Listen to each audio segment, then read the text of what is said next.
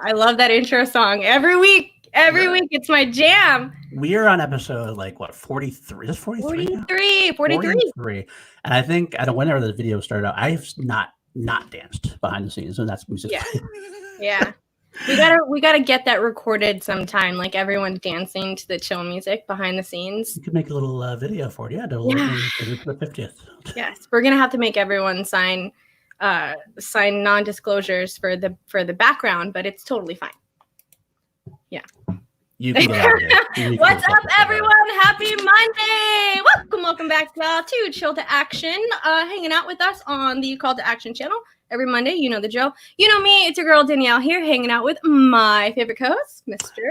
It is me. It's me. It's PLD, and I'm so psyched to be here. This has been a long time coming. Been a lot of work into this, and finally, it's here. Yes, we're very excited because we've heard the hype. We believe the hype, and I think it's time to start talking about the hype. Let's do it. Let's do this, y'all. Oh, we are super pumped and we are super proud to have the one, the only Miss Sabrina Ramirez. Oh, see, do it every time. Too many cooks in the kitchen. Too many cooks in the kitchen. I'm gonna hit it. I'll bring Sabrina in. You hit it. Go ahead. Ready? Go. Am I here now? You're now here. Yes. Hi guys. I'm so excited to be here. Thank you. Oh, I am super pumped. Also, just a heads up in case anyone's been asking. I know it's like the hottest topic ever, but Sabrina and I are not related. We both have Ramirez as a last name, but unfortunately, no relation. I was going to put PLD Ramirez. We should. Just lie and say that we're sisters. Yeah. There you go. Now I feel better. Oh my gosh. Love it. I'm connected. Welcome to the Ramirez clan ball. Yes. You are my work wife, so it also works out that way. I just took your last name instead. That's all. Yeah, but no, thank you guys so much for asking me to be on. I know this was kind of like a long time coming. We've been talking about this for a while, so it's finally here. Finally here. And how do we do this, Danny? What do we do? We start this. How do we start this? Oh, you all know we're here with the same old. Sabrina, we always like to start off with the same question that we ask everyone first and foremost. We kind of know this a little bit, how you got involved in Schmodown. Why Schmodown? Like, what about the Schmodown did you fall in love with? What about it intrigued you? And what made you want to be a competitor inside of this league? Wow, that's really, really great because I've talked about it a little bit, but I haven't really gone into depth about it. I actually came across the Schmodown so long ago, like right at the beginning when they first started. I was really, really into it when I was early on in high school, going throughout high school, things like that. And I just think it's really cool because, it's a celebration of film. It's a celebration of film knowledge. It's so competitive, and I'm a super, super competitive person. So it's right up my alley in that way. And, I can't play sports. I can't play physical sports. So I'll play this mental sport. This is something that I feel like I can do. It's right in my wheelhouse when it comes to film and all of that. And yeah, so just from being on SEN, I think it was announced when I was on SEN. Randomly Christian was just like, hey, you want to join as a free agent? And I was just like, yeah. I was like, let's get it. Like, let's go. I was like, because he had asked me before the draft if I wanted to be in that initial draft early on this year. Oh, okay. And I didn't know for a fact if I wanted to put myself out there because I just started with First Cut. I hadn't been on SEN yet. Nobody knew who I was. So I didn't know if I wanted to put myself out there in that way yet. And then so going through SEN, going through all of that, it just kind of solidified it for me.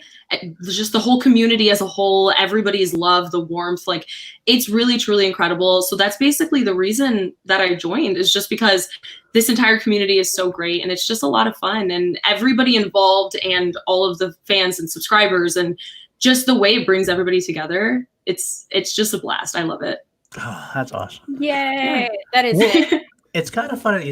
So you mentioned this now. You definitely broke in on SEN. You started getting more and more interacting with the community and everything else. That's actually been kind of I don't want to say not a double-edged sword, but in a way. But because you're out there, you got a lot more presence than some of the other free agents, for example, some of the other rookies. You have a name already. Does that feel like there's any more pressure on you than maybe some of the other coming in without being known at all? Is there more pressure on you to do well? I mean, how are you handling that? Are you pretty chill about it? Yeah, I feel like I put pressure on myself for everything all the time because I'm competitive. So there's always that for myself. So I don't even think anybody could put as much pressure on me as I already put on myself, regardless of like what's happening around me. I feel like it definitely, like I'm in the number one faction. That is of course a lot to live up to just because I'm with some of the greatest players, Dan Murrell, Ben Bateman, John Roca, Mark Riley, and I'm with really good company.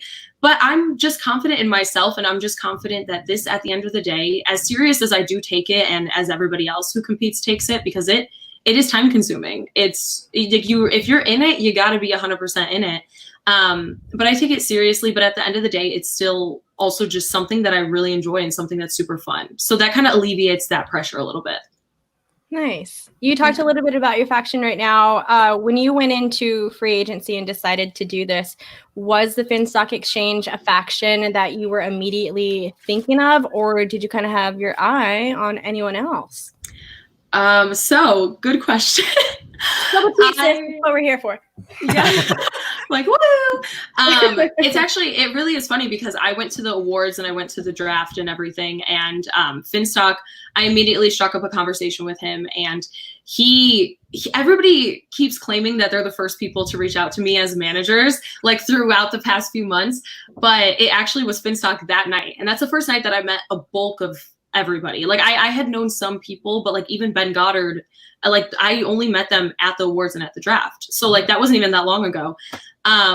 But yeah, so we had a whole conversation about it, and he was like, "Oh, are you in the draft?" And I was like, "No." He's like, "You should be. Like, just talking to you, you seem like you have like knowledge and love and passion."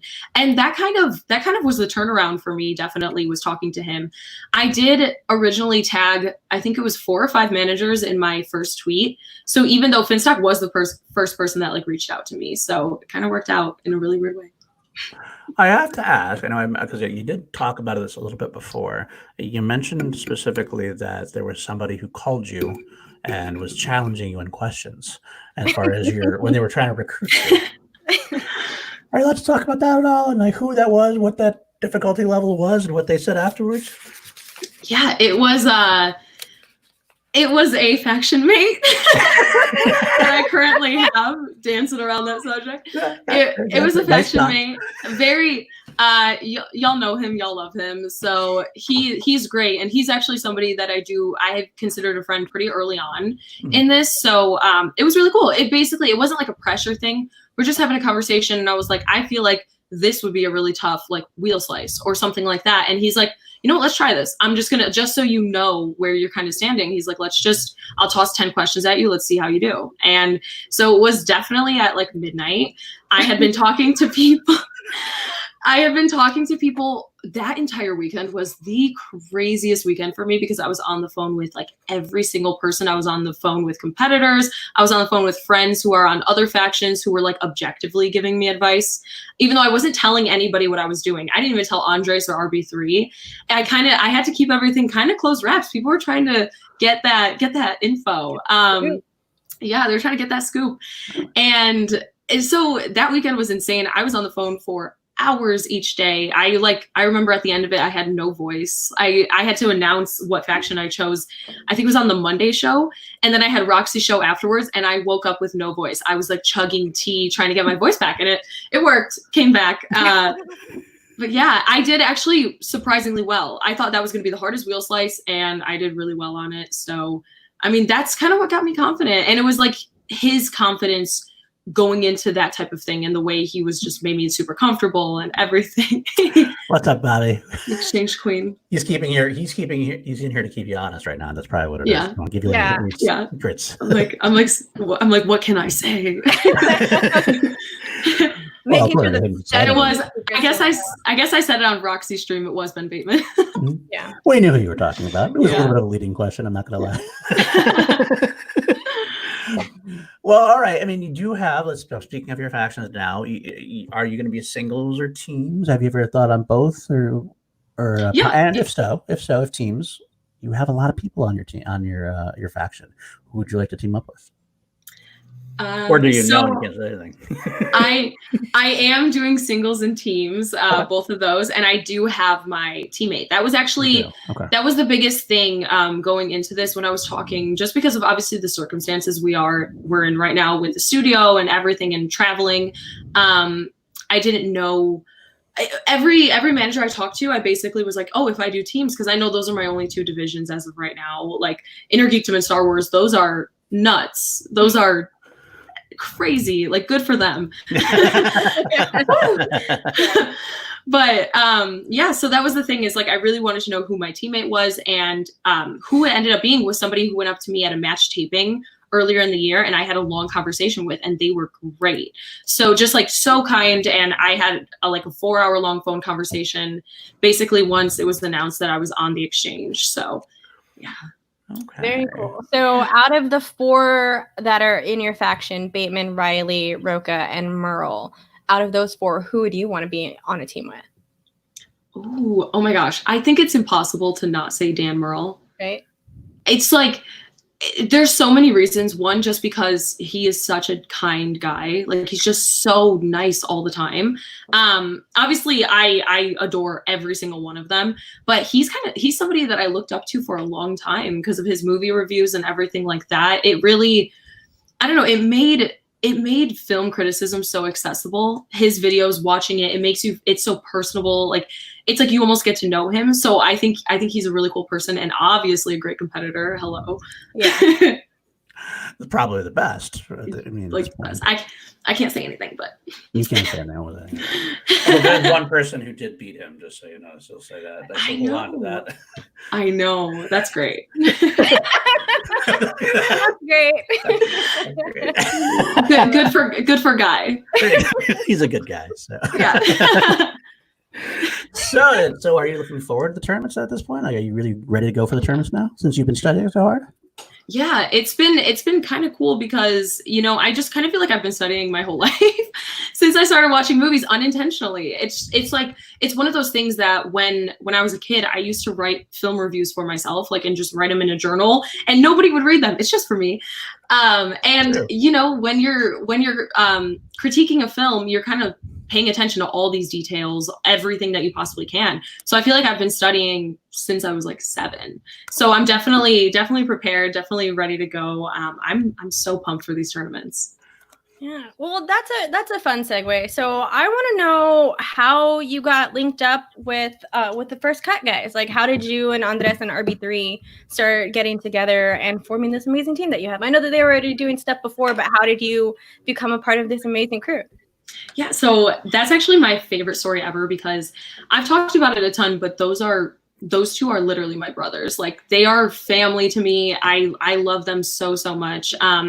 So I became friends with RB3. I met him at a party, and we started talking about movies just randomly. And I was friends with him for probably around 2 years before he asked me to do First Cut, because I had done social media managing and everything like that beforehand. So he was like, hey, could you do social media for this account? And I was like, yeah, sure. Like, I'll help you guys out with that. And then I show up. I've said this before, but I show up the first day, and Andres is like, hey, nice to meet you. That's the first time I ever met him. And he's like, all right, cool. Here's your mic and here's your headset. And I was like, huh? I was like, I'm not just doing social media managing, because I had never done anything like that before. I've never been on camera. I've never talked about movies in that capacity before. I've always just kind of written stuff. That's basically the only type of thing I've done before. So it's been a journey, and I feel like every week is a learning experience, but I'm so grateful for them. All right. Well, we're going to have more to talk about that. I want to divert. We do have a super chat. I want to get so it doesn't disappear. How do we do that? There, Ross Bristow wants to know your favorite and least favorite movie ever. His favorite is Hook. Least favorite is The Wrong Missy. Ooh, favorite and least favorite. My favorite of all time, I know this is no shock to anybody who's heard me talk at all before. If you've heard me talk for longer than 5 minutes, Eternal Sunshine of the Spotless Mind is it for me. I have Eternal Sunshine tattooed on my thigh. It's forever, guys. It's permanent.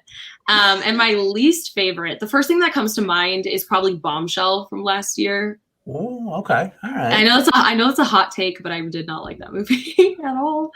Yeah. I don't know how I haven't seen that movie. I haven't seen Bombshell, but I still was not sure if that was a movie that I really wanted to go and see. Not because of the content that it was in, but just kind of the people that it portrays. stuff like Yeah, that. So 100%. that's kind of where I was like, cool. Yeah. I want to let chat know we do have the segment at the end that we answer most questions for Streamlabs, and Super Chats will, of course, be given precedent, but just so you know, so we will continue now with our next segment, talking about swag and talking about, talking about, it is pretty much talking about swag, though, with RB. Talking about the first cut, everything else. You have done so many podcasts recently, as far as like in terms of different content. Like I've seen you probably be the most broad spectrum. I mean, you are on Brandon Hanna's review of film physics on one hand, and then you go to be on Ask Gucci on the other hand. Is there anything you're not going to talk about ever? Is there anything you don't feel like you can riff on? That's the thing. It's like I talk a lot, so I'm kind of down for whatever. If somebody's like, "Hey, do you want to talk about this thing?" Whether it's Eternal Sunshine, which I just did a podcast episode with Raul Mendoza on I think it's called the Cinephile Collection. That was a lot of fun. So I did that, and then I did Ask Gucci later that night. So it's literally there's nothing in between. I'm always down to talk about whatever whatsoever. That's awesome. That's awesome. I love watching you do that. So that's really cool. Thank you.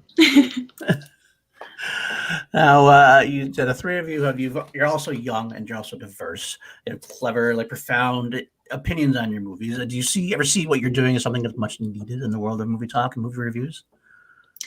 I think the thing that makes First Cut really special, and the thing that I'm super proud about, is the way we really focus on all this, like all of the background of Hollywood too. Like diversity, representation, inclusion, everything like that. We're always championing for like foreign films to win Best Picture, which we talked about. We had an episode on it before Parasite won, and we talked about why it should win and why it probably won't, just because of the history of the Oscars.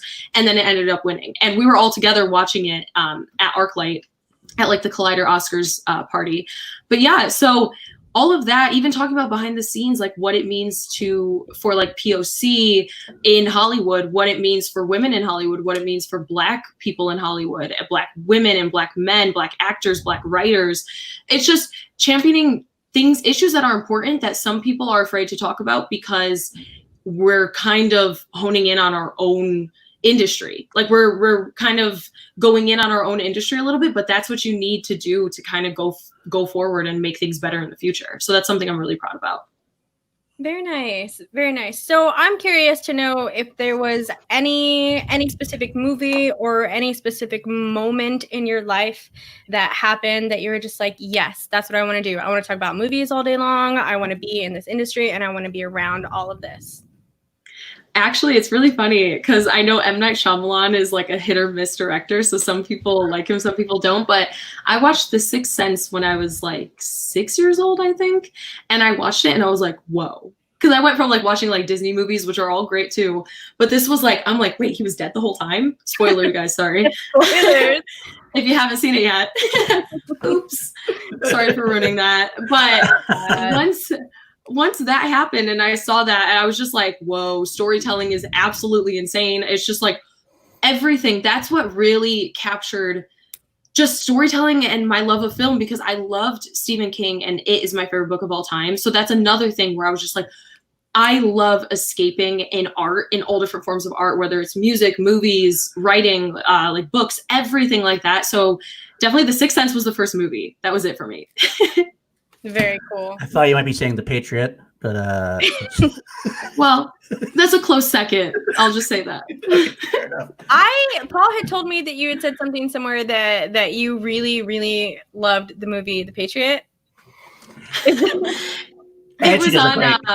She does a great Tavington, by the way, which I'm gonna have you do at some point.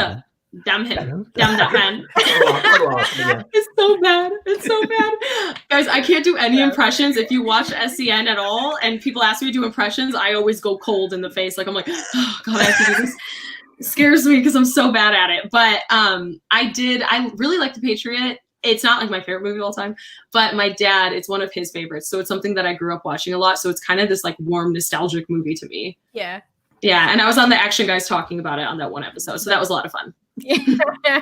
That's where I tripped it from. That's one of my guilty pleasure movies. I actually kind of really enjoy that movie very much. Yeah, it's good. That's good. Well, as you've been developing, I'll give you the shout out now. You've launched your own Patreon. Yes. Finally, I'm gonna hook you up.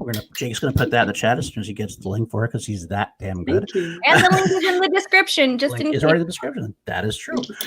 So, is there any one thing you're looking forward to talking about with your long streamed content you're going to get there, or anything you can go with all night long that we're going to look forward to since I joined?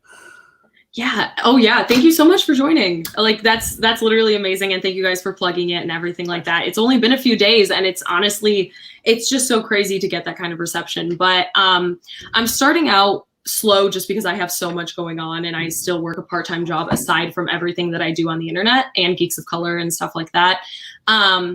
So I'm starting off just doing one live stream a week, and every week it's going to be a different topic. But the thing I'm looking forward to most is like really getting to know everybody. I want it to be conversational. I don't want it to be like I'm just talking and everyone's listening. I want it to be like we're engaging in something, because people have been asking for a while for me to do something like this or to start my own YouTube channel. And I would like to one day, I would like to start my own channel. But I wanted to kind of start off doing this. And then if this grows, then I'll be able to quit my part-time job and focus on all this, which is what I love to do. Like, but it's getting to know everybody on a better level. That's really exciting for me. I like that. Too.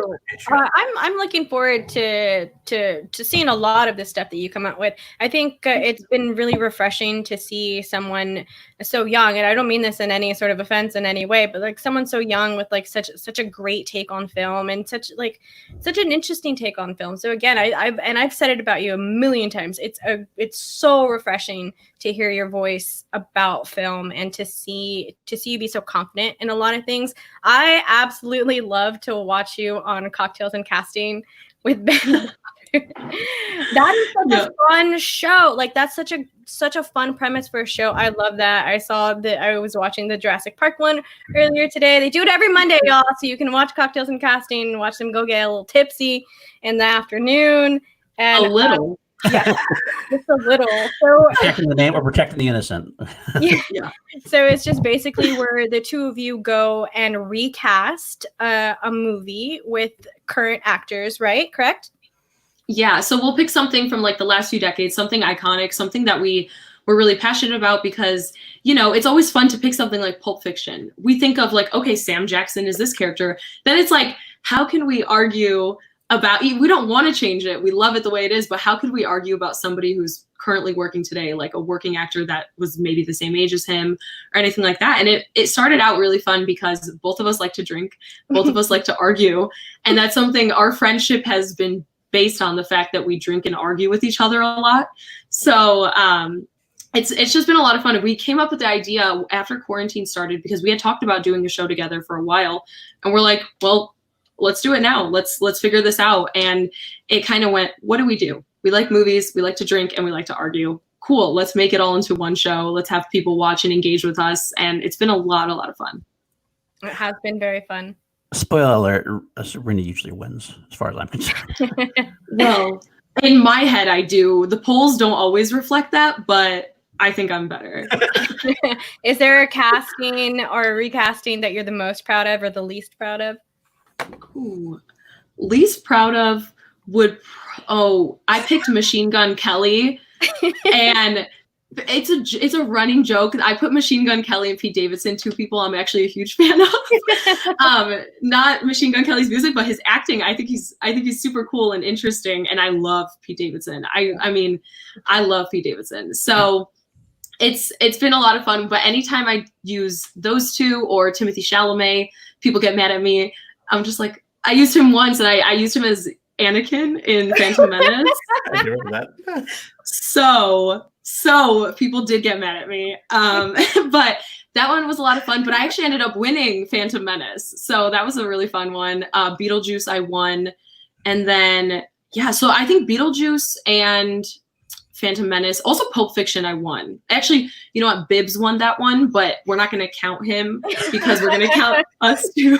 Yes. So I won that one too, and Pulp Fiction was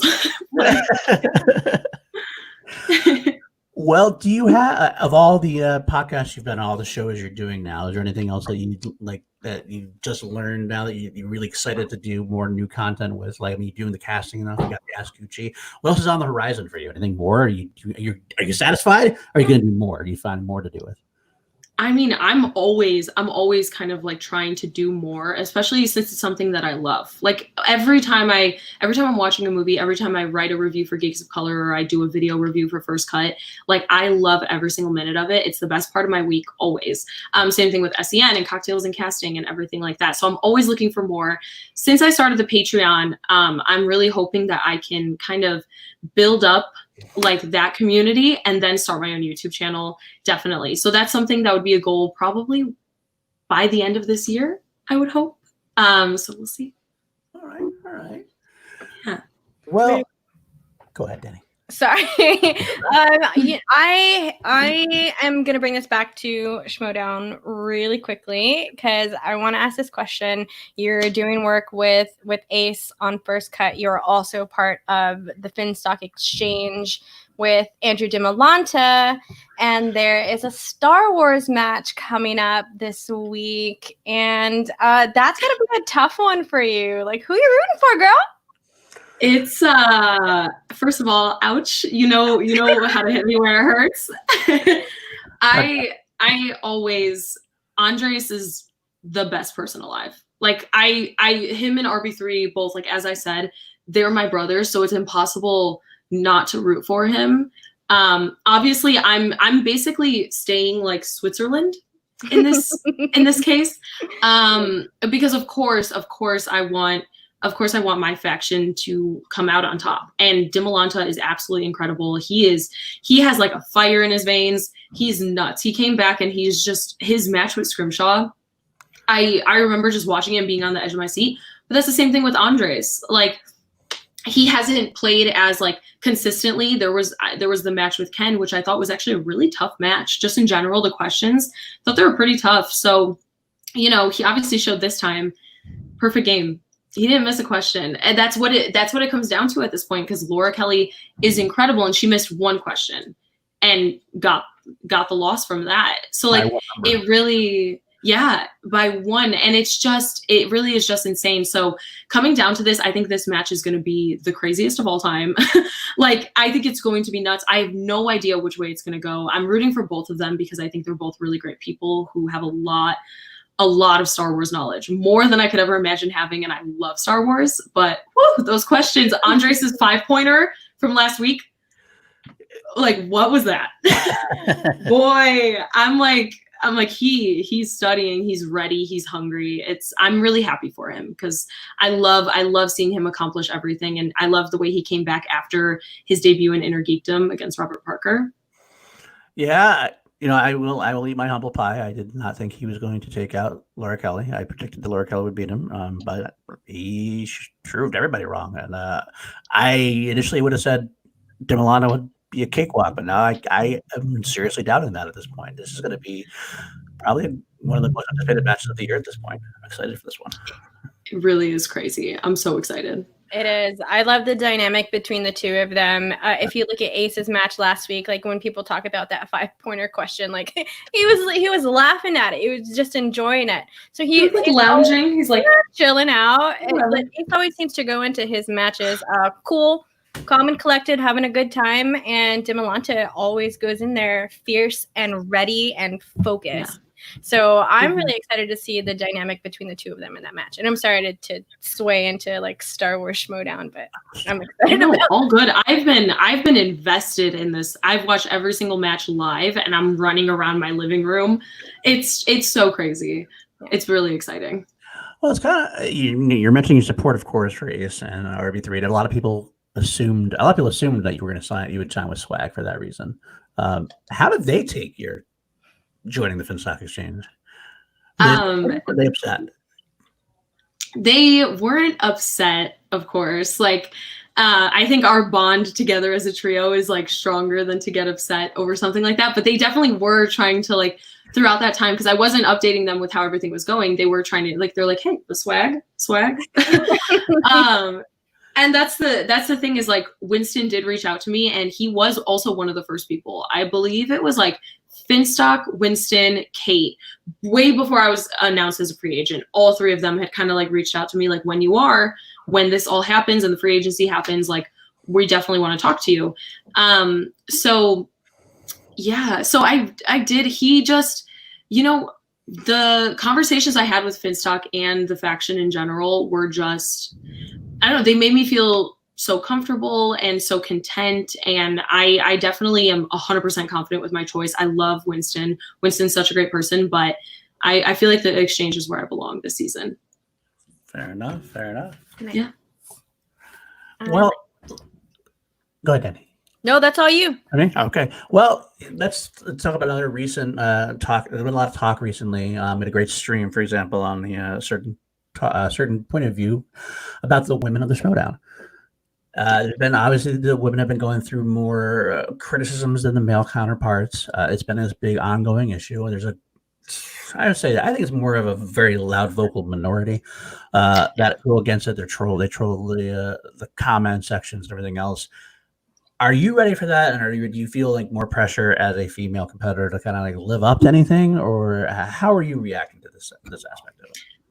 Yeah, I definitely do feel more pressure in that way. Like I don't feel pressure from my faction mates or from Finstock or anybody like that, but I do feel a tiny bit of pressure. I'm not so nervous about it because I feel like now I have thick skin and I've kind of now putting myself out here on the internet. Nothing's ever perfect. Like if you put yourself out there, there's always going to be some random person that has like criticism about anything. And I feel like anonymity online, just like being behind a screen name and a random avatar, it just like gives people this confidence that they wouldn't say in person. So I'm taking it all with a grain of salt for sure. I don't think anything will really affect me. I haven't gotten too many negative comments. One person, this is a funny thing, one person was like, Sabrina needs to stop wearing turtlenecks. I don't know why she's dressing like an extra in a 1950s film. And I was like, you know what? Points were made. Like he called me like Steve Jobs. I was like, you know what? I do wear turtlenecks a lot. That's just my thing. Sorry. So I thought that was funny. Yeah. I was like, you know what? Respect. I think that's funny. But it really is honestly sad. As you said, it's the vocal minority. It's not a lot of people doing this, but the people who do are so rampant about it.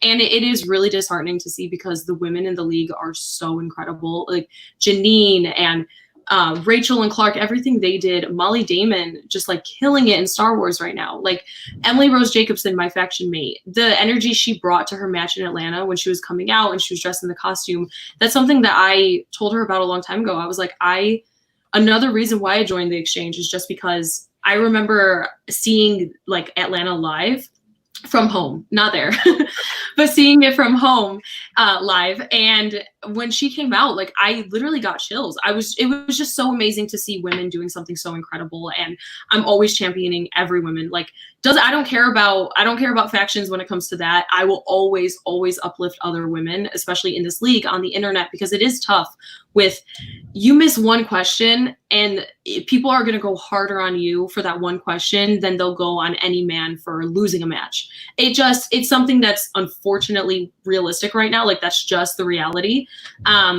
So I'm hoping there's not any like toxicity, but you can never be sure. It's the internet.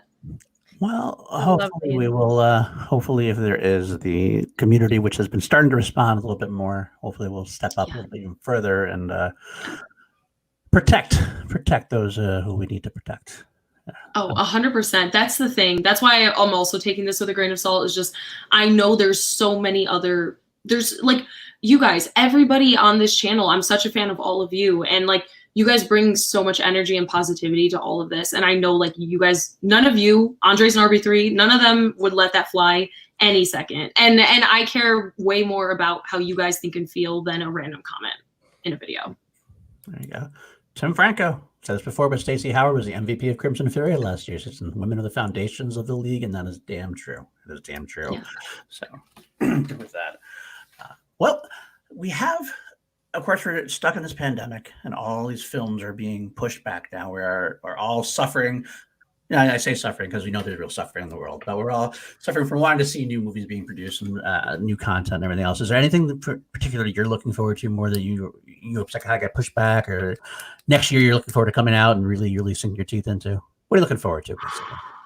Definitely Tenet. Even though everything that's happening with it, I'm so annoyed with Christopher Nolan because he just keeps announcing it, and I'm just like, just put it on hold for a sec. It's all good, you know, bro. Like all this is happening around the country, especially, and also around the world. Just hold on to it for a second. You don't got to be the savior of cinema at all times. So, Tenet, Tenet, Dune. There's a lot actually. There's even things I was looking forward to, things that have already come out that I was looking forward to seeing in theaters. Like King of Staten Island is something that of course, Pete Davidson. Hello, I always got to find a way to squeeze him into conversation. I have no idea So why people do that all the time. I would never take one actor and just throw his name to every conversation that hurts. That's me. I love it. Yeah. And yeah, so it was that one. Capone was a really cool one that obviously we interviewed Josh Trank on First Cut. That was a super interesting movie. There was a lot of really, really great movies that have actually come out this year that I would have loved to see in a theater. And it is really disappointing. Of course, there's so much more happening that it's just like, that's my first love. This is the longest I've ever gone without seeing a movie in theaters. And, you know, it's been tough. I just recently watched Palm Springs. Oh, the Andy Samberg movie that comes out in a few weeks, and I'm reviewing it for First Cut and Geeks of Color. So I watched that a few days ago, and I really, really loved that. Would have loved to see it in a theater. Oh man, so much. I saw a poster for that movie, and I'm looking forward to watching that one also. It looks really interesting. It was great. It was really good. Yeah. So with all of this stuff that's going on, and with the, you know, Netflix films have been successful in their own way, and we've seen a lot of straight to video streaming kind of be successful in its way. Do you think that you're going to see like a new normal with all of these straight to video movies and stuff? It's hard to say. So after everything is okay, who knows when it's going to happen? I know that concerts are delayed until 2021, the earliest. And that's another thing that I love doing. I would go to like 3 concerts a week. So I don't know when it's genuinely going to be like 100% safe to go to a theater, because I'm definitely going to wait it out for a hot minute. And it's really sad because I had just obviously started my career with like hosting and everything. And I did my first red carpet premiere for Dr. Sleep back at the end of October. And that was a lot of fun. Oh my God, it was so much fun. And obviously I'm a huge Stephen King fan, so that was like amazing for me. And talking to Mike Flanagan, love Haunting of Hill House. And so that energy, going to premieres, going to screenings, seeing people in like a theater, I don't think I have the same effect like watching a movie on VOD. I watched Marriage Story at a screening before it, like probably like a month and a half before it came out on Netflix. And then I ended up seeing it like 2 more times before it came out on Netflix in theaters. And I loved it in theaters. And then the first time, and it was my favorite movie of last year, but then the first time I went to go watch it at home on Netflix, it just didn't like hit the same. Oh. So I'm one of those people, I kind of am annoying in this way where I am like a theater purist. I love the experience of being in a theater. Are you as well? Yeah. I think we all are. Yeah, it's something different. It's exciting. I love seeing a comedy and hearing. That's a perfect example was Palm Springs. It's coming out on Hulu. Hulu acquired it. I think it was going to have a small theatrical run, you know, a limited release before COVID hit. But something like that is something I would love to see with people because it's hilarious. And I love having people like laugh all around you as long as they're like not on their phones and stuff. Oh, yeah. That's when it gets annoying. But for certain films, I like VOD and streaming releases just because of like the accessibility. Some things maybe wouldn't really be as successful in the theater. So in some ways, but I hope it's not the norm that everyone, because of what Trolls World Tour did, the fact that changed the landscape of like VOD and everything. It's just nuts that that's the catalyst that started all of this. Yeah. That started all these conversations. My favorite part about that situation is that the movie is called Trolls. Trolls World Tour. Woo! It's amazing, like the changes that this whole thing, it could change the landscape in so many different ways. I mean, I am the feeling like, because you know the big chains are struggling. They're struggling to survive, so they're trying to open up. And there's these rumors, reports that maybe like the studios are going to start buying the chains of the theaters. So like having a Disney theater, like a Warner Brothers theater, and what does that do? I mean, that's going to like kill us. Like as far as like you're going to have just Disney. Are you going to be able to see a Warner Brothers movie in a Disney theater or at all, or is there going to be a markup? Like that's like a monopoly waiting to happen. It could be very dangerous. Kill the independents. Yeah, it really is crazy because people have been talking about the death of theaters for so long. I think someone's shooting fireworks outside, so I hope you guys don't hear that. Sorry about that. People have been talking about the death of theaters for so long, and then of course COVID hit and kind of sped up the process a tiny bit. It really is insane. But I hope theaters stay. Of course, I live in like that LA bubble. And we always get releases, even if it's a tiny movie and it's a limited release. We have the option to see almost anything. But like when I was living back in Chicago, we had like the Music Box Theater and we had some indie theaters in like the north side of Chicago. So yeah, it's definitely tough to say, but I miss theater so much. Me too. Me too. So you did mention Stephen King, so I'm going to throw it out there. Favorite King book, favorite King adaptation film. Oh, wow, that's hard. Definitely It, the book. Actually, I have an It tattoo. Oh, well. Beauty. The red balloon. It's definitely my favorite book. Adaptation, that's hard. I really love Misery. I feel like that's an underrated one. I really love Misery, and I do like these newest It Chapter 1 and Chapter 2. I know that's a hot take for It Chapter 2 because some people are mad. But Bill Hader, it's an amazing performance. Nailed that role. Like, what a great performance from Bill Hader. And I think he, at that point, it really put him on the map, especially because that was kind of right when Barry was still like in its first season, I believe. And Bill Hader was already big from SNL, and there was a lot of people that loved him. But I think that movie specifically put him on a lot of people's radar. Bill Hader. Definitely, especially like as a serious actor. And Misery, starring your very own Captain Barbosa, Kathy Bates. Yeah, exactly. Hey, you know what? Maybe I voted for her. Did you? Okay, It was just basically me and you on burner accounts. That was the 33%. Thanks, PLG. Thanks for that. That's a great casting. I didn't get to watch that episode, but I don't know who Ben casted for that one, so I couldn't tell the difference between the two. But Kathy Bates as a Captain Barbosa, that could work. I swear you said it. I would never have thought of it, but I was like, I could actually kind of see this freaking work. The role that makes me think that would work for her is what she did with American Horror Story. Like there's some stuff in American Horror Story that's like that. I can totally see that. And are you familiar with American Horror Story? Yeah, that's actually one of the things that I referenced when I was talking about her career, because he's like, she's never done anything similar to this. And I was like, hello. The receipts are there. The latest, whatever season it was, I'm not super into it. I YouTube video know it. But the one that she was in, the Apocalypse season, like I saw some of her performance there, and that gives off a Barbosa vibe, so I get it. And BCD also did vote for Kathy Bates as well. So there you go. It's us. Well, all right. I think it's time. We will move on to this or that. And of course, coming up will be questions from the chat, but don't quite yet. Wait till after this or that, and then we'll get into it from there. If you haven't seen Chill to Action before, this is where I will give Sabrina choice A and choice B. I thought I found a good way to say that because I was always like, I didn't know how to say that. Give her two items. Give her two. I don't know. Choice A. Choose behind door number 1 or door number 2. And we have items that are written specifically for her, and some are written basically we do every week just because we want to gauge how the Showdown community answers some of these very deep dive questions. Of course, she'd ask for clarification if she'd like. She could expand how she likes, and of course, the chat you can throw some in there as well in super chat form. We'll get definite preference. But without further ado, are you ready, Sabrina? Are you ready for it? I'm ready. Okay. First one we always ask. I hate to ask this one to some people, and you're one of the people going to have to hate to ask it because I know your answer already, unfortunately, because you're kind of like under contract to say the answer to this one. I think Bobby Gucci in the chat would be very upset if you answered this a different way. But I have to throw it out there anywhere because I'm under contractual obligation.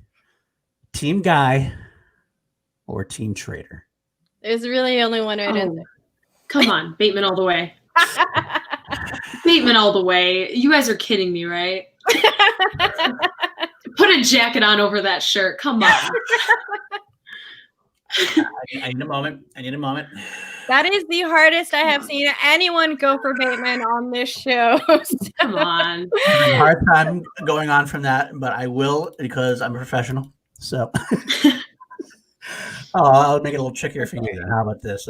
Chicago hot dog or Chicago pizza? Damn. First of all, both of those sound amazing right now. Oh gosh. Oh my God. This is okay. Oh my God, there's so much to unpack here. Okay, so for anybody who doesn't know, Chicago style hot dogs are literally like heaven in a bun. I don't care if you don't like hot dogs, you will like this one because there's like relish. There's literally like a whole half of a pickle. And like that's just onions, no ketchup. We have mustard. We have all of that. It's just so good. So I think I'm going to have to go with the hot dog, even though the pizza's fire. But you're winning me back because I would have chose hot dog too. So we're getting back on the same page. I feel better now. So I have had neither. So one day. Oh my gosh. Damn, get on it. Never? Never. Not a Chicago hot dog or a Chicago pizza. I've had pizza from New York. Well, we did have that New York pizza. That's true. All right. I'll throw it a three-way out there. Timothy Chalamet, Robert Pattinson, or Machine Gun Kelly. Oh gosh, I'm gonna have to go. Oh, this is so tough. I'm picking Machine Gun Kelly, but actually, you know what? I'm gonna change that because Machine Gun Kelly is dating Megan Fox, and I can't compete with Megan Fox. So I'm gonna change that to Robert Pattinson. Our pass. Our pass. That's all right. All right.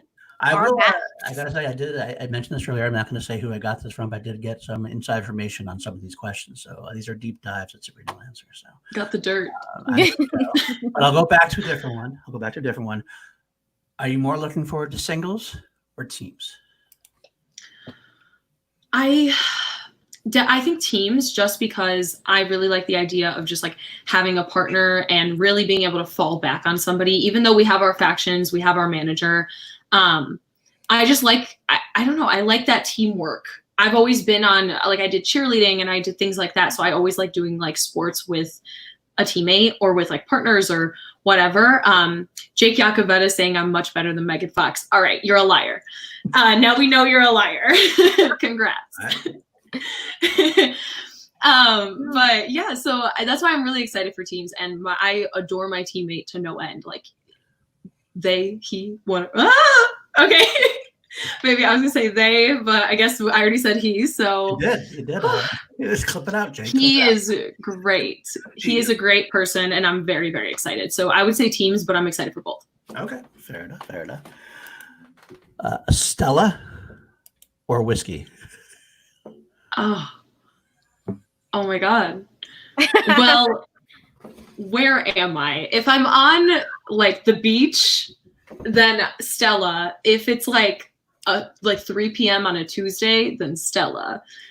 But I think if I were to go to like a bar or restaurant or something like that, I would go with the whiskey for sure. I love getting old fashions at different like whiskey bars, different restaurants, and kind of seeing like the way they do it. Even though it's all the same like classic drink, there's always like a little something different, whether it's the whiskey they use or something like that. So I'll say whiskey. So after the first live event, like when the Schmodown gets back to forming the live events, when Jake and the Action Army go there, you want to order tray shot of whiskey shots. You'll do that. You'll do that with us, right?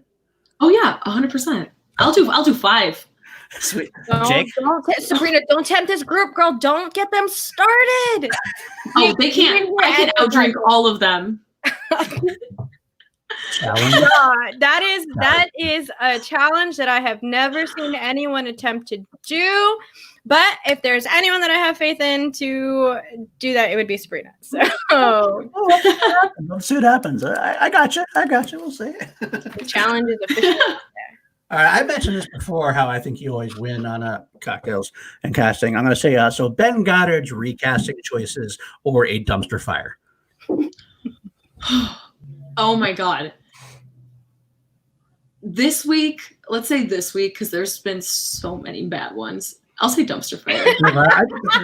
I'll say dumpster fire. We're getting completely back on the same page here. I love how this works. And yes, Jake, I can't do it. Run my order. You know you have to do that, Jake. It's going to happen. You're my teammate. You're my drinking teammate at these live events. So, all right. This is another one. I think I know the answer, but I'm going to do it anyway. Elliott Smith or Sufjan Stevens? Woo! Either way, I'm crying. Gosh, I love them both. Like Elliott Smith and Sufjan, they are two of my favorite musicians, but I got to go with my boy. Got to go with my boy Sufjan. That's what I thought. Okay. You guys already know. I was trying to throw someone in there that might make you hesitate. So it's hard, but when it comes to Sufjan, he's like a shining beacon.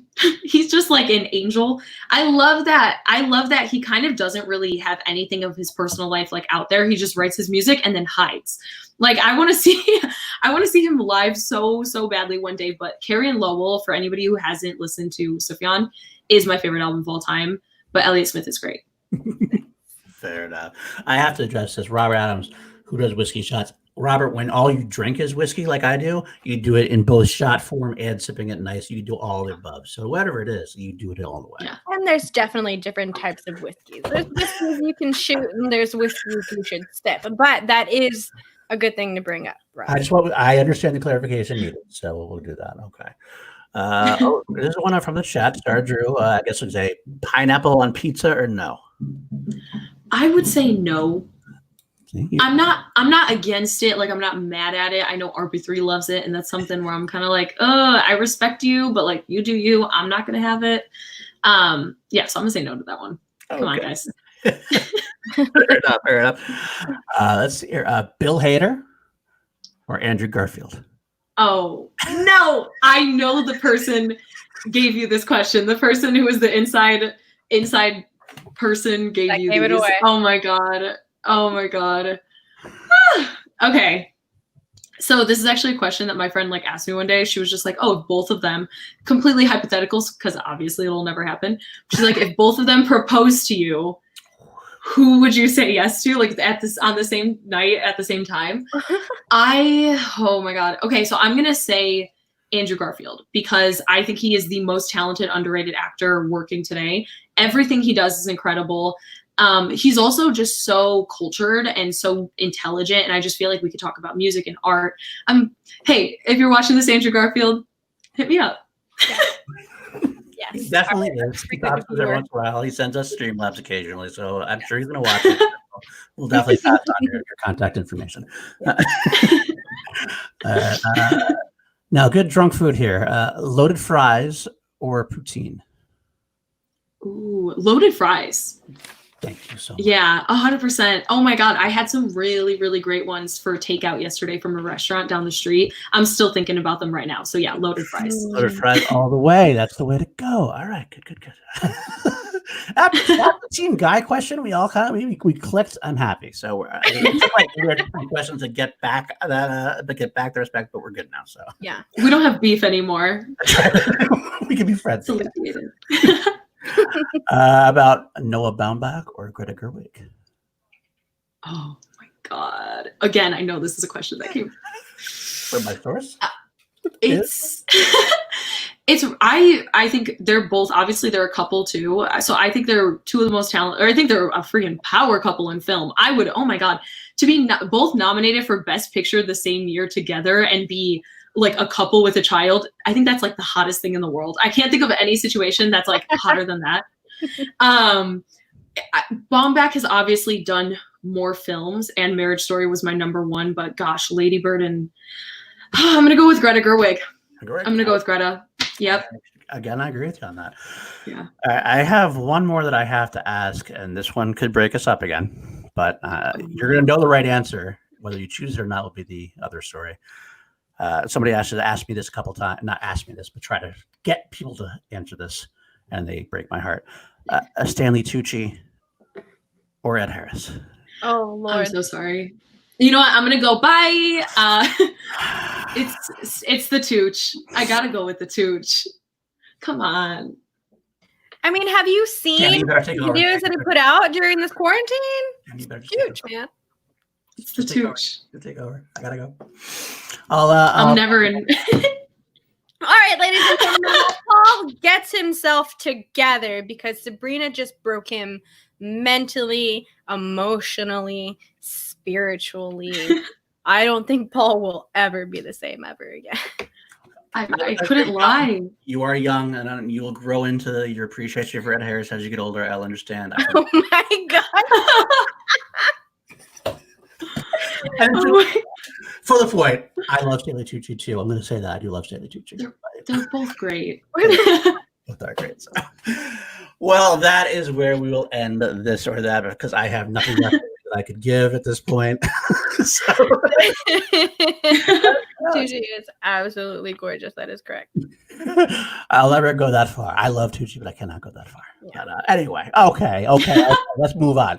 So, folks in the chat, you can start getting your questions out there in Streamlab form or in Super Chat, and we'll ask the lovely Sabrina these questions as well. And while we're doing that, we will be plugging our channel for the rest of the week and for next week, for example. First off, we will do our next week's guest on Chill to Action. What? No?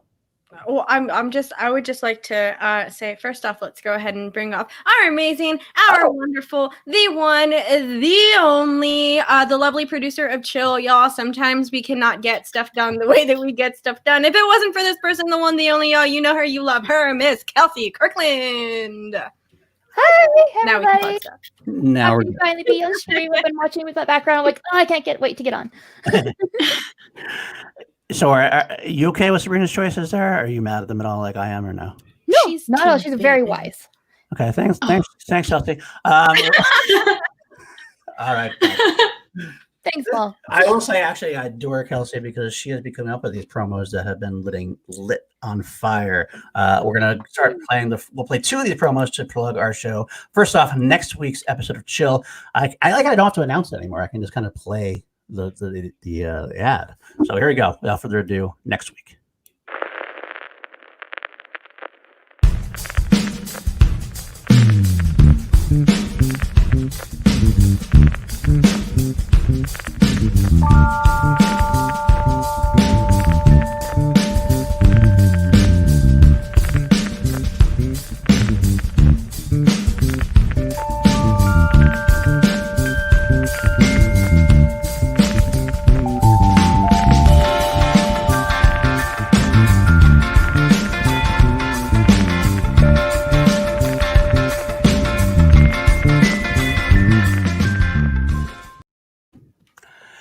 That's right. It's Koyajandra. So excited for that. He's another one we've been working a long time together. We met him in New York, and we've been working ever since to try to get the right date. He's finally made time and found time to be on our lovely show here. So we did it. I said we did it. And we do have one other big show this week. I will play the ad for that. Lovely edition of Schmo Bates this week. And if you haven't heard, this should definitely be one to watch. Special day and time, Thursday at 4 Pacific. And that is this. As soon as it plays. Oh, it's not playing for me. Why is that? Hold on. Oh, no. Why is it not playing? That's. Can you play it, Kelsey?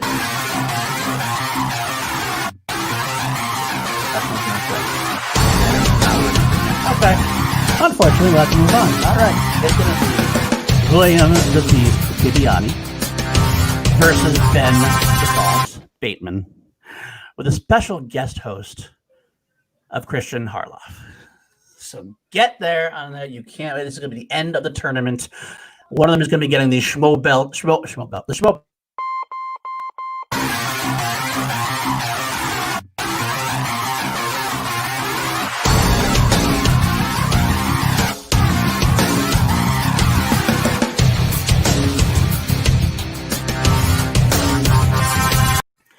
Oh, there you go. I guess my computer just decided it was going to delay it and then just go ahead and run it there. But either way, it's got lots of lush now. It's on Twitter. You can see the ad. It's a great ad. It's on the Twitter. Wow. Anyway, we're professional here. We're going to take it on the chin. And Alex and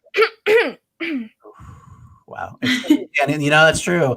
I think Danielle should have been I was this close, y'all. I was this close. That is a fun show. So yes, gotta love those technical difficulties. So, and of course, next week also we'll have Call to Action live on Sunday, where we do our weekly Sports Center and breakdown shows, and we'll have reactions as always. And that's the show. That's the week in chill or Call to Action rather. So, and yes, that is true because he can talk a lot. I think our record. What is our record, Danny? Is it? I want to say it was the Jader episode. Maybe it was the Jader episode. It might have been the Kate episode.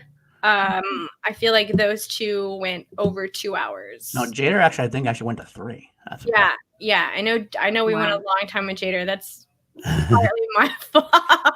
Well, nothing like our Call to Action live stream that happened yesterday, though. That went 7 hours because Kaiser joined, and then Video Drew joined, and then Chance Ellison joined, and it was 6 o'clock in the morning, and we're doing trivia, and I don't even know how that happened. Yeah, either way, it's a hashtag blame PLD. The chat's got it right.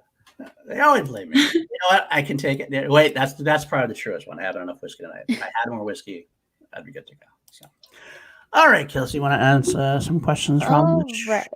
Yes, we've got some questions. Also, a reminder, Paul, I can't access Streamlabs, so if you see me in there, let me know. I will. Question from Brandon Buckingham. More annoying, Hannah or Goddard? Wow. Wow. God. Really? Coming in hot there, Yeah. Brandon. Gosh, they're both annoying. How do I decide which was worse?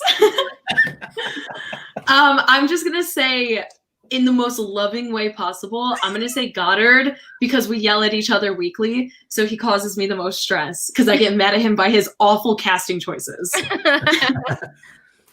Do we have to answer that question too, or we won't? We got. We know it's got to be Hannah because he's against us. He talked shit about us today on the on that preview. So Hannah, you can. Then I changed my answer, Hannah. Yeah. I want to be with you guys. I love that sentence. Another question from Justin Square. If Caveman and astronauts got into a fight, who would win? The astronauts don't have weapons. Oh my gosh. We got this on SEN the other day. I'm going to say caveman. I think a caveman would win. Yeah. I think a caveman would win too. That was my answer right the first time I saw this question. The clarification I have to ask is: the astronaut doesn't have weapons, but do they have technology? Because you would have technology; it's not necessarily a weapon. See, I mean, we can go into a Dana rant about this definitely if you want, because if a caveman can't have weapons, it's unfair for the astronaut to have technology. So. No, I would say. Okay. Oh, I was just gonna real quickly say, in my mind, it's just literally an astronaut. So his intelligence doesn't do anything for a fight. I mean, if he's like all of a sudden also can like put up a really great fight for whatever reason, like maybe. But I feel like that's kind of like an anomaly. Well, no, that's realistic. Maybe some astronauts can actually fight. Ugh.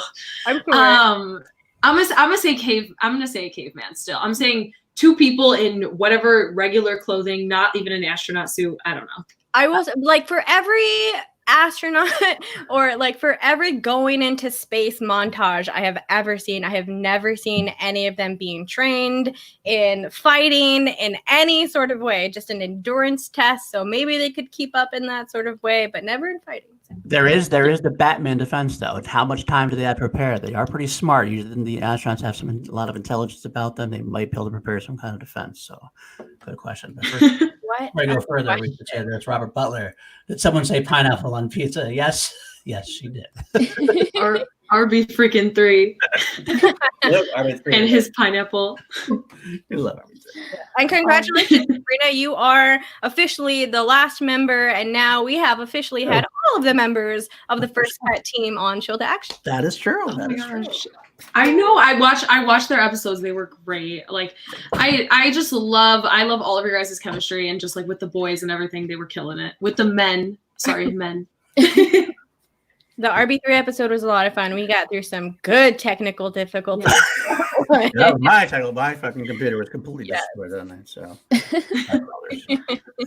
all right, we do have a super chat. Do you have a favorite SEN impression that someone does, and a least favorite, and impressions that make you just lose it every time? Speaking of RB3, every single time he does an impression, I was so unaware that he was able to do impressions that well before. Like it was just never something that came up in our friendship. So his Luke, the one he just did, I think it was like something like White Guy. And it's like something, whatever he's been doing. I forgot what it's called. Amazing. He's like, wow. And like, it's, yeah. That is amazing. And least favorite is every single one that I've done because I'm awful. I'm so bad. I'm going to say my least favorite was my Harloff that I did like 2 weeks ago or something like that. I missed that, but somebody in the chat said that was their favorite, actually. Just so you know. I would love to see that. Okay, good for them. Like, thank you for the support. Wow. I think my favorite is Brett's John Voight Anaconda impersonation. That one's definitely my favorite. I don't think I have a least favorite. Wait a minute, that's it. Yes, it's so good. That is fantastic. That is fantastic. All right, go ahead, Kelsey. Next. Perfect. Another question. If you could have a movie made about your life, what would be the genre or subgenre, and who would you choose as the director? That's a good question. Ooh, that's a really great question. I think I would have it be just like a very simple, like coming of age, indie type of film, something like that. I've always been a fan of that kind of stuff. Something like Short Term 12, something that's like really subtle but profound. I like the way those kind of films kind of capture emotion and they capture growth, and you just fall in love with characters even if they're not the best, because they're always so grounded and they're always so realistic, because as humans none of us are perfect. So I love in something like Lady Bird, sometimes we look at her and we're like, you're so annoying, but she's a teenage girl. When we were teenage girl, like teenagers in general are kind of annoying, and I bet if I had to watch myself on screen when I was a teenager, I probably dislike myself sometimes. So I guess speaking of Lady Bird, I'll choose Greta Gerwig for that one. Great choice. All right, perfect. Next question. What was your first day like for the meaning of an SEN? Ooh, the meaning of, it was a lot of fun. RB3 picked me up and we went to the studio. I think we got food before or afterwards. I can't remember which one it was. So him and I just got food. We were just chilling, hanging out. And then, I showed up thinking that I was just going to sit in. Like I said before, I thought I was just going to sit in and like watch and then do social media stuff and get the handles ready and everything like that. And then just went on. And I remember they were talking about like Magic Mike, and I was like, yes, the second one is the best. Because I'd never been on like camera before. I'd never done anything like that. So I wasn't even nervous because I wasn't expecting it. SEN, nervous as hell. Oh my God. I'd never done anything live before that. Like that was my first time ever doing any kind of live stream or live anything. So I remember RB3 picked me up. It was so early in the morning and the traffic was insane. I think it takes me, which obviously I haven't done this in a while, but I think it takes me and RB3 like, it takes like an hour plus to get to Christian's house, even though he doesn't live far, it's just traffic. Oh, wow. So the whole way there, I was so nervous. I got like no sleep the night before. But the second I walked in, I mean, everybody was so kind. I met Winston for the first time. I really got to know like Roka pretty well that day. So once I was there, it just, all that like nervousness kind of alleviated just because of how nice everybody was. And it was a blast. We all do. We all need to see this. So. I am definitely there. Here's a question for all of us. Who is the best Chris and why is it Evans? I'll also accept Pine as an answer. And what is your favorite film from them? Oh, jeez. Okay. All right. Ooh. Chris. I do agree. I like Evans the best. I do too. I love his character in Scott Pilgrim. So I'm just going to say Scott Pilgrim. Dang, you kind of stole my answer. I agree with that one. We did Scott Pilgrim on Castings and Cocktails. That was a really, really fun episode. And I loved like being able to revisit it after a while. Like I loved his character. He's such a douche.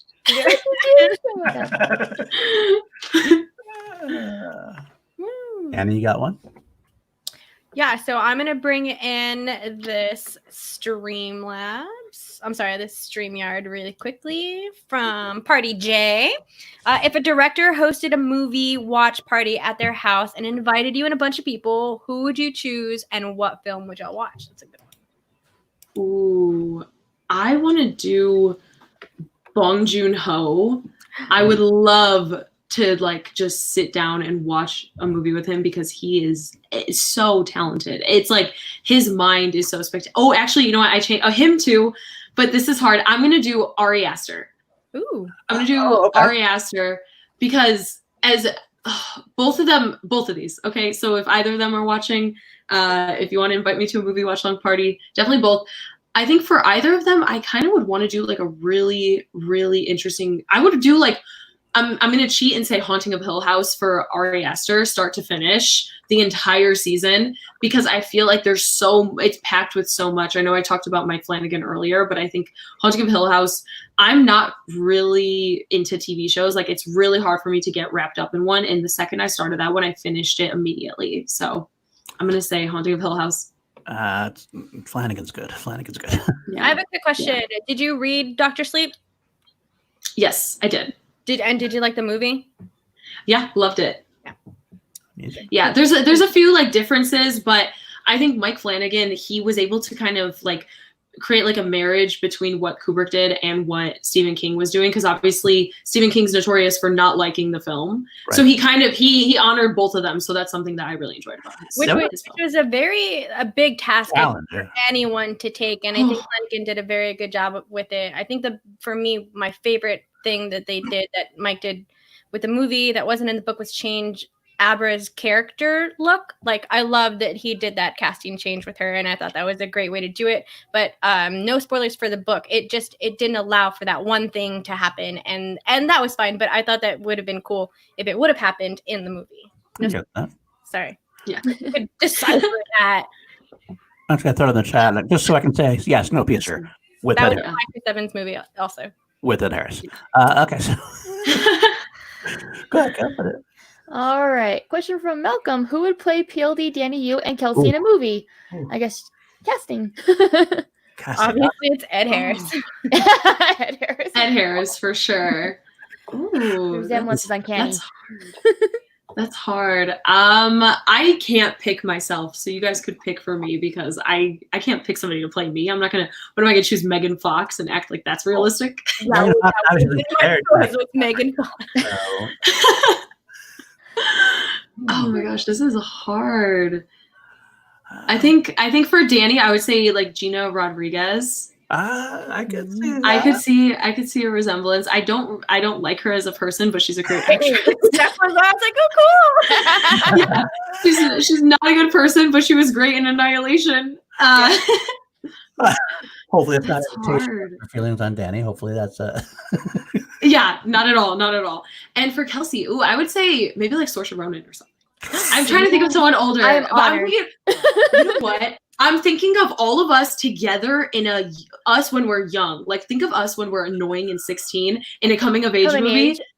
Let's do it. I love it. Directed by RB3. Yes. So. Make it happen. Yes, please. Oh, that's a good one too, by the way. That's a good one. Oh, yeah, that's a good one.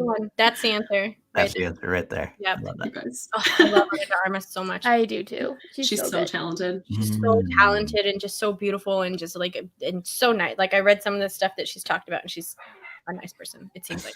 Yes, definitely. Okay, Brandon's just trying to push buttons today. If you had to choose one, Brandon. Wow. No way. Fuck. No way. even I didn't do that. I think I did do it. You can pass. I just felt bad skipping him. All right, Jake, you can shut your mouth now, okay? Shut your mouth. Hey, I mean, for 87 plus 16, for whatever 100 and something years, you're looking good. So I hope I'm the same way. Jake, you can clip that out for me, please. Thank you. Looking good, PLD. All right. Phoebe Bridgers or Phoebe Waller-Bridge? My heart. Oh my. Woo! Okay, wow, this is so hard. I'm gonna say Phoebe Bridgers just because I've been listening to her music for so long. Her newest album that came out like 2 weeks ago, smacks. I just ordered on vinyl. I just listened to it for the first time yesterday, just because I was really in my feels. Needed to listen to some Phoebe in my life, so I just heard it for the first time yesterday, and I'm excited to get more because it's so good. It's so good. Her voice, I don't know what it is, but it just like puts me. I'm like, woo! I'm in a completely different headspace. She is so talented, and I think she's like 24 or something. So that's like mind-boggling, absolutely mind-boggling. But yeah, definitely recommend her new album. I just put her on in my salon, like the music that plays in the background. And your mom's a hairdresser too, and I love that also. That was a weird thing to throw out, but I love her voice, and it's such a mellow sound, so I always put it out in the salon. It's gorgeous. All right. Yeah, I'm sorry, I threw that at you really quickly, but your mom's a hairdresser. Oh no, I love that about you also. Yeah, thank you. It's honestly awesome because it's like I grew up learning how to like do hair early on. So like I actually would help like during my prom and everything, I would help people out doing their hair and makeup. And I cut my own hair. We all know that. I've talked about it. I cut my like from like here to here during quarantine. So that was like, whew. But it's all because of her. Perfect. That's awesome. Okay, question. Your favorite romantic drama is Eternal Sunshine, but what is your favorite romantic comedy? Ooh. First one that comes to mind is Trainwreck. Amy Schumer and Bill Hader, and it's totally not because I'm in love with Bill Hader. That's not why. Not at all. All right, and here's a question from Chris Adams. The Schmodown should be very afraid based on Sabrina's performance in our La La Land video chronic quiz. Who would Sabrina prefer to face in the first round? Ooh, that's a good question. First round of the singles. Yeah. That's what we're saying. That's what we're asking. Yeah. Okay. Is that what it was? That was the question. Okay. So I really Stacey Howard is somebody I think is a badass individual, a badass competitor. She is. Oh my God, her last match against Eric Zipper. I watched it in studio at the match tapings, and it was like electric. It was so fun. So I would love. She's amazing. So it would definitely be intimidating, but I would love to go up against her. Sweet. That would be an awesome match. I love that. She has an I don't give a fuck attitude. I love that when she's in. All right. Question from Tim Franco. African or European swallow? What does that mean? Like a bird? Like the I guess I have no idea. Those are birds. Wow, none of you, not one of you get that reference. I do not get that reference. I don't. Tim Franco, we are old. We're getting old, my friend. That's a Monty Python and the Holy Grail reference. Oh. So actually, all three of you just got thrown off the bridge. We did, yeah. I don't know. Turned into a PLD show now. Good question. All right. Another question. What's your favorite sci-fi movie? Ooh, all of our favorites. I would say Ex Machina because I'm a huge fan of like grounded sci-fi. I really love like everything that Alex Garland did with that, and of course like Devs and all of that stuff. But Ex Machina was one of those that like it got a lot of hype, and then when I watched it, I was like, yeah, this meets the hype. So Ex Machina of recent years, of course, the original Blade Runner. It's hard to deny that. Wow, there's so many. Her is a sci-fi. It's a sci-fi romance, guys. It's definitely it's again one of those like grounded science fiction romances. So that's another one that I really enjoy. Good. Those are good choices. I love that. Oh, if I had to pick one, I would say, well, there's a couple. I love sci-fi. It's my favorite thing. I'm not going to count Star Wars because it's more space fantasy. So I will go straight up sci-fi. I will say either Blade Runner 2049. Sorry, RB3. Love Blade Runner 2049. My favorite movie of the decade, or maybe Minority Report, which RB3 does love. So I'm back on his good graces. Those are two great choices. Yeah, I'm going to skip some of like the big franchises because I love all the franchises, but just like a movie on its own, I love Upgrade. Oh. I love that movie so much, and I like the concept of the uneasy feeling I get when I watch it, and so I'll say that one. Nice. I think I would, for like a newer pick, I think I would also pick Ex Machina. That movie scared the shit out of me. Like Singularity is not anything I want to be around for. But if I had to go with an old school pick, and kind of the first movie that comes to mind is Sphere. I really, really liked that movie. It also got me into books because the whole 10,000 Leagues Under the Sea thing. So that was definitely something that was a big hit for me when I was a kid. I love that. I love that. Also, Or Contact. Oh, yeah. Arrival is also Okay. Arrival's awesome as well. Arrival is awesome as well. Good. All right, let me see if there's more. Okay. Question. What is your favorite movie speech? Liam. Oh, sunshine. The background for this is that the action guys do the generals debate every other week, and they do a topic, and then the generals get to debate against each other, and Ben and Drew host it, and the topic this week is favorite movie speech. So he's digging for something, I think. Yeah. Wow.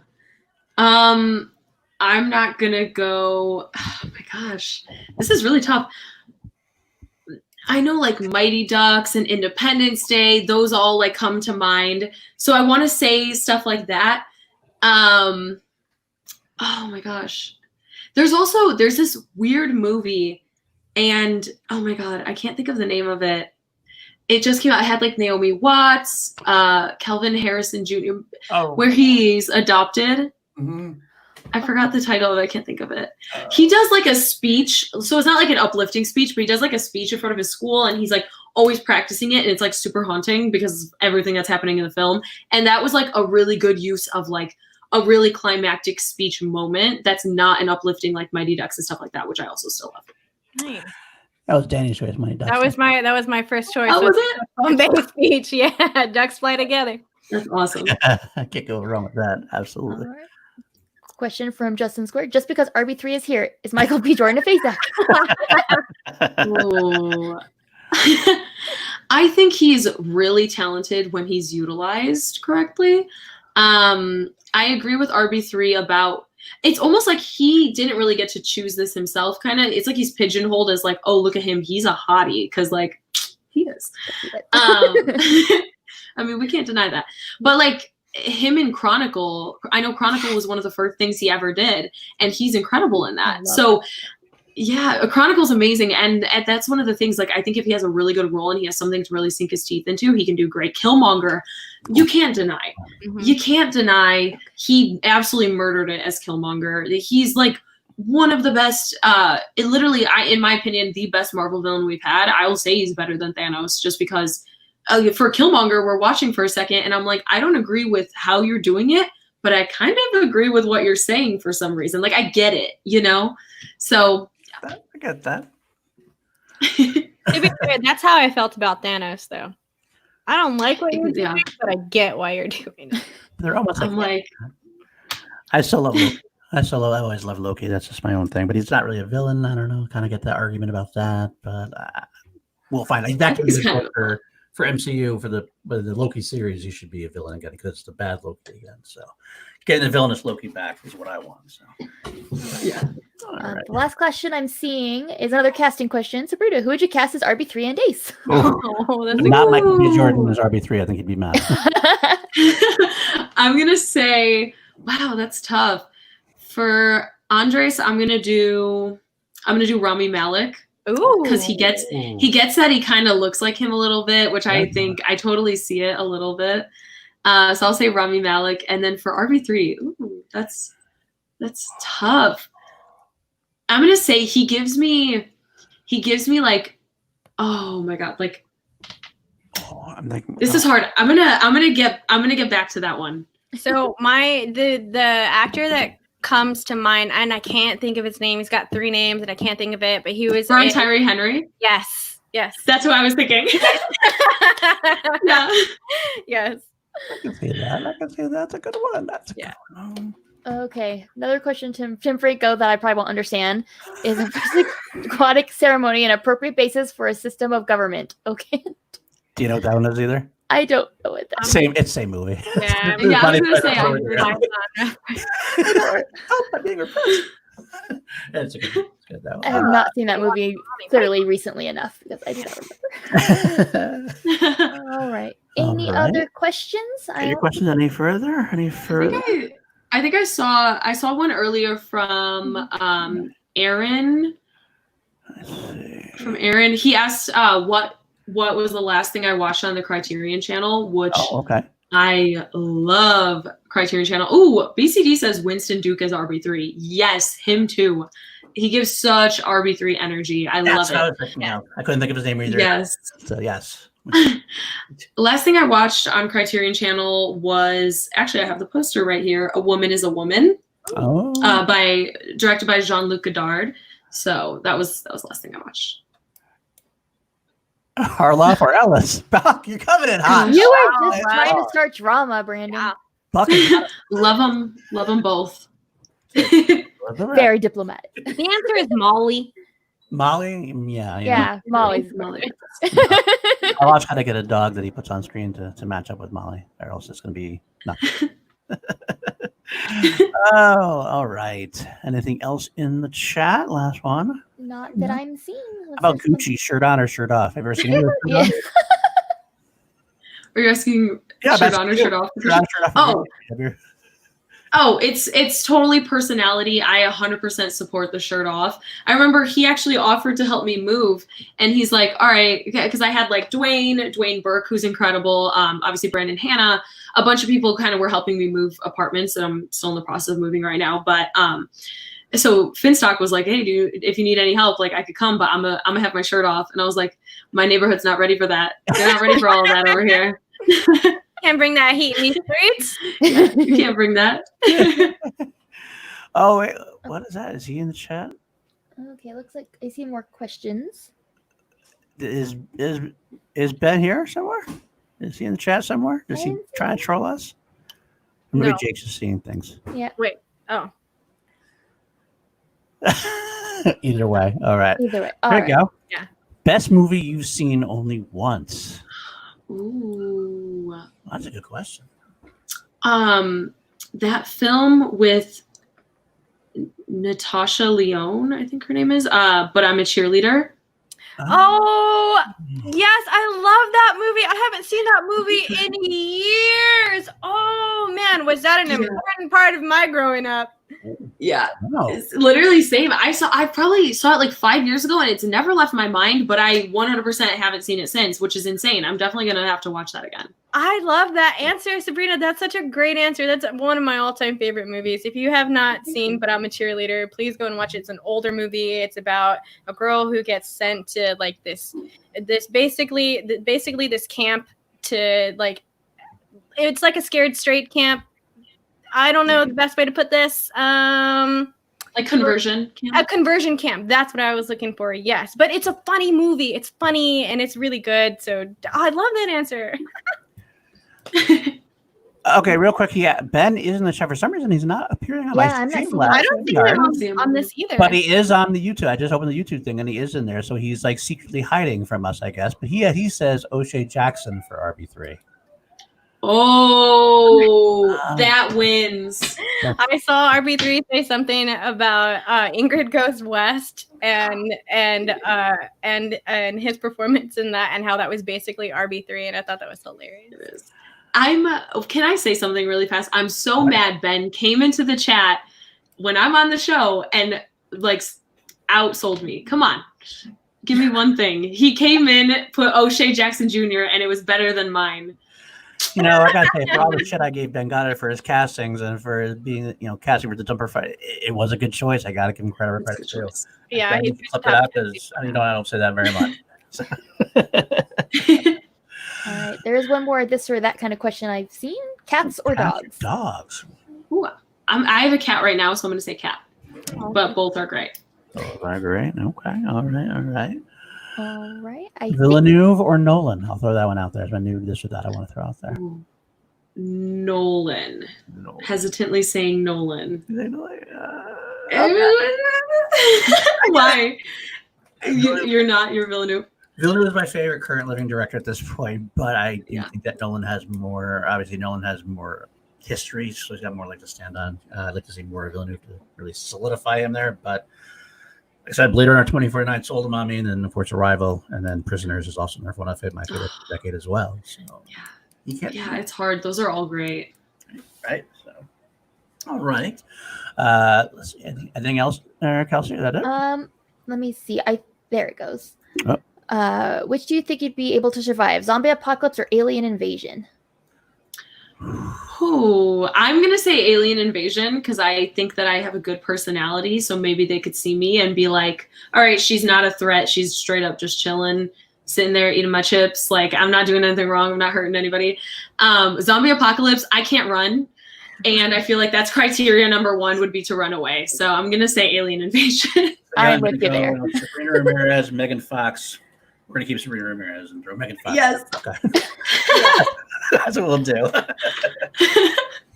All right. All right. That's all the questions I see in the That's chat. all the questions in the chat. Okay. Well, you know what? Then maybe that's it. You got so that should do it then, I guess. Sabrina, do you want to plug us and say where you're going to be, where we can, all the different places we can find you? That might take a couple minutes anyway, because you're so out there everywhere. Yeah, so primarily you can find me on the First Cut YouTube channel doing the Meaning of podcast with Andres Cabrera and Robert Butler III, two of the greatest people the internet's ever seen. And we do like film reviews. We do live streams. Like we're changing it actually. I'm announcing it now. We're doing it once a week instead of every week. So we haven't even tweeted about it or anything yet. So we're gonna start doing our live streams once a week. So I'm super excited about that. And then Geeks of Color, all of us are also writers. We have our own page on Geeks of Color, the First Cut page. So you can find my articles, my reviews, my news. Same thing with RB3, same thing with Andres. My Patreon, Sabrina on Film.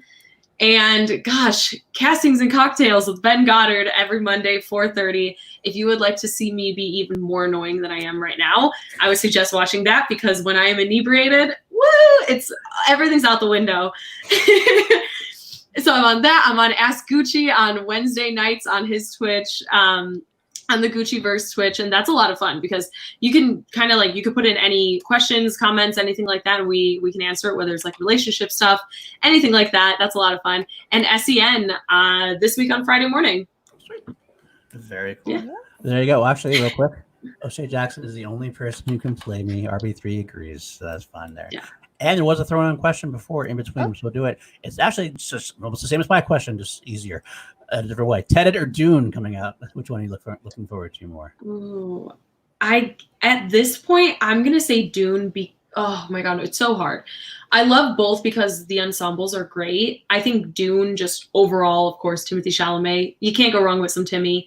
We have Oscar Isaac, Rebecca Ferguson. It's so stacked. But then John David Washington is one of my favorite actors working today too, and I think he's supremely underrated. So I think Tenet is going to kind of solidify him as like a household, like huge name. So that's tough. I'm going to say Tenet because it's coming sooner. Okay. I have a hard time with that too because like I said, Villeneuve is my boy, so I want to see Dune. But of course, our own call to action host, well, sometimes host, he lives in Estonia, was actually in Tenet as an extra. I got to talk to Christopher Nolan really briefly, so I have to look forward to seeing that. See if we can spot him in his gear. So Darby. So, all right.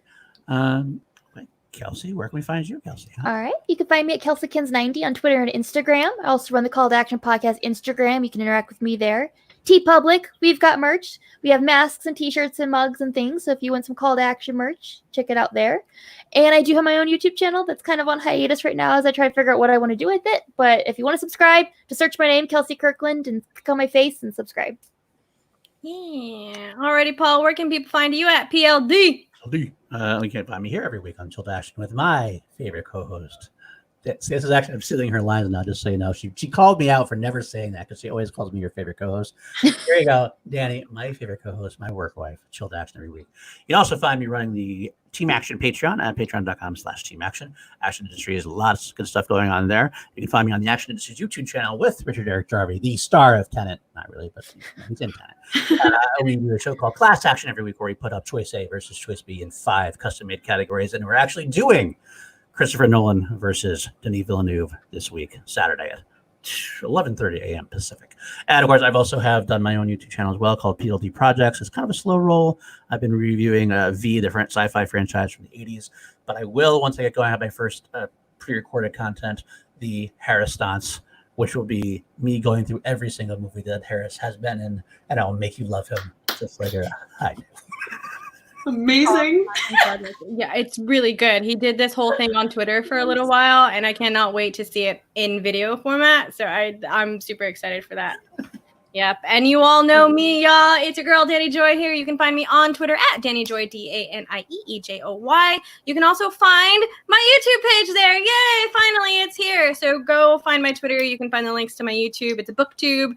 I talk about books, review it, books and movies, all of that good stuff. You can find me there. You can also find me here every Monday doing Chill to Action with an amazing Schmodown personality with my lovely, lovely Kelsey and my favorite co-host, Mr. Paul D. All of the Call to Action Network, all of that good, great stuff. And for everyone in the Call to Action crew, Sabrina, thank you so much for hanging out with us tonight. For everyone inside of the chat, thank you so much. We love you. We appreciate you. Genuinely appreciate all of the super chats and Streamlabs that you send in. Make sure you subscribe to the channel if you have not, C2A2K, and leave a comment on this if you're watching this on the playback, and make sure that you like this video. So thank you all so much for hanging out with us on this Monday night. And for everyone in the Action crew, in the Action Army, as always, friends and family, we salute you. Bye.